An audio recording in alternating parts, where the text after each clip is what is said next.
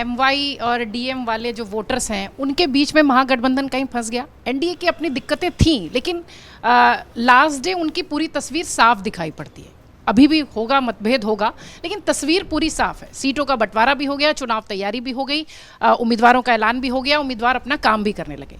यहाँ इस बार मौका था, बहुत अच्छा मौका था तेजस्वी के पास, राहुल के पास, महागठबंधन के पास, पर कहाँ मिसिंग हो गया? वही एमवाई और डीएम के चक्कर में फंस गए। वही है ना कि अपनी ज़मीन तो छोड़ने कोई तैयार नहीं, और ज़मीन है ही नहीं, और ज़मीन बनाने के लिए त्याग करना पड़ता है।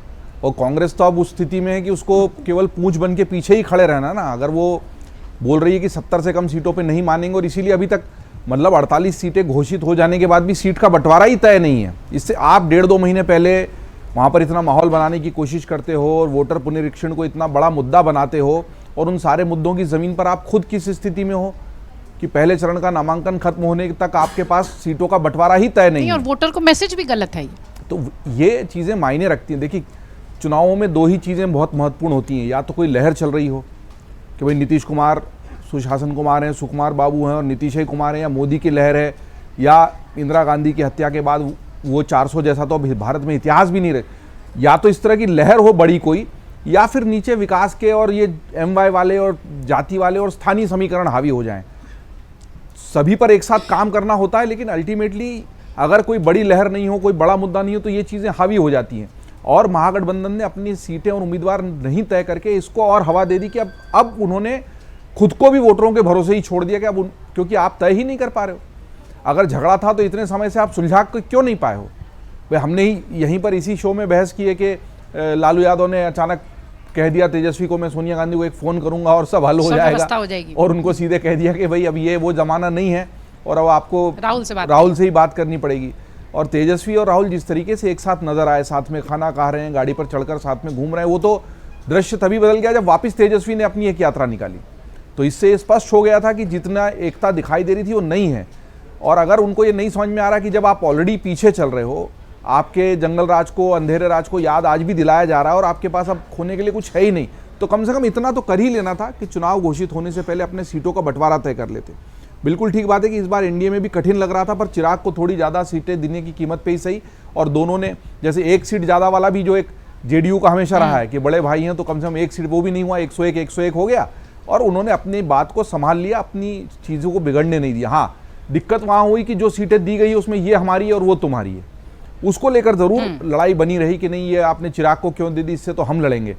बंटवारे को लेकर उतनी ज़्यादा लड़ाई नहीं हुई, और जितना थोड़ा बहुत उनको एडजस्टमेंट करना था, त्याग करना था। और अभी फिर हाल ही में वापस अमित शाह और नीतीश कुमार की लंबी मुलाकात भी हुई है, तो वहाँ मुझे लगता है कि चीज़ें मोटे तौर पर दुरुस्त कर ली गई हैं। और भारतीय जनता पार्टी ने तो अपने जो 101 पूरे उम्मीदवार है उसमें जो हमेशा का उनका कॉम्बिनेशन वो भी कर लिया। 64% उनका पूरा अगड़ा और वैश्य का ही कॉम्बिनेशन है। और जो सम्राट चौधरी को लाए थे जिस वजह से, वो भी उन्होंने पूरा कुशवाहा वाला भी साध लिया, 7 टिकट वहाँ दे दिए। सिस्टमैटिक लिस्ट आई। तो मुझे लगता है कि अब स्थानीय मुद्दे और एनडीए का बड़ा छाता और नीतीश कुमार का सुशासन, इन मुद्दों को हावी करने में भारतीय जनता पार्टी और एनडीए गठबंधन कामयाब हो गया है। और जो वोटर वाला मुद्दा था वो नीचे चला गया। लेकिन यहाँ पर इन सारे मुद्दों से हटके, चूंकि हमारा सत्ता का संग्राम चल रहा है, प्रतीक्षा और हमारी गाड़ी लगातार, और कम से कम 4 पूरे जिले हम ढंग से अभी तक कवर कर चुके हैं, उसके स्वरों को ध्यान से सुने तो ऊपर जो कुछ भी दोनों तरफ चल रहा हो, महागठबंधन में और एनडीए में, नीचे वोटर के पास बहुत सारे मुद्दे हैं। आप युवाओं को ध्यान से सुने तो उनके पास रोजगार बहुत बड़ा मुद्दा है, और रोजगार के इस मुद्दे को विपक्ष हवा नहीं दे पाया अगर, या विपक्ष उसको उतनी मजबूती से नहीं उठा पाया। आप तेजस्वी कुछ भी बोल दे रहे हैं, वो कह रहे हैं कि सभी को दे देंगे सरकारी नौकरी, कोई गिनती की नहीं है। मतलब कोई ऐसी हवा में बात मत की। वोटर क्यों, और ये वोटरों ने कहा है, मैं नहीं कह रहा हूं, वोटरों ने कहा है कि हमारे पास अगर रोजगार नहीं और नीतीश नहीं दे पाए तो आप भी तो ऐसी मजाकिया बात करते हो। हर परिवार में भाई हमारे पास बाइट है जी, कुछ गंभीरता। तो ये इन युवाओं की बात और जमीन के वोटरों की बात अगर दोनों तरफ के नेता नहीं सुन रहे हैं तो मेरे को लगता है कि उनकी बड़ी गलती होगी। अगर आप ये वीडियो YouTube पर देख रहे हैं तो हमारे चैनल को सब्सक्राइब कर बेल आइकन दबाएं, और Facebook पर देख रहे हैं तो हमारे पेज को लाइक करें।